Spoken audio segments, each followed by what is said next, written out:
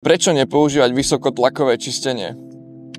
Jednoznačne vysokotlakové čistenie nie je zlé, ale keď chceme renovovať, kdežto keď chceme iba vyčistiť, prečo si odstrániť veškerú ochrannú vrstvu na tej fasáde, narobiť zbytočné rany, trhliny, kde sa usadzuje prach, voda a je to vlastne ložisko pre ďalšie machiriasy plesne.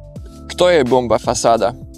Bomba fasáda je bomba firma, kde sa veľmi dobre pracuje, kde je veľmi dobrý kolektív a v podstate sme rodinná firma. Všetci ku sebe pristupujeme ako priatelia a rodinní príbuzní. Odstraňuje čistenie fasády aj grafity? Grafity záleží na tom, čím sú tie grafity spravené. Keď klasickým normálnym sprejom, acetonovým a takýmto, keďže náš roztok je ekologický, žiadne chemické rozpušťadlá, tak grafity nedáva dole.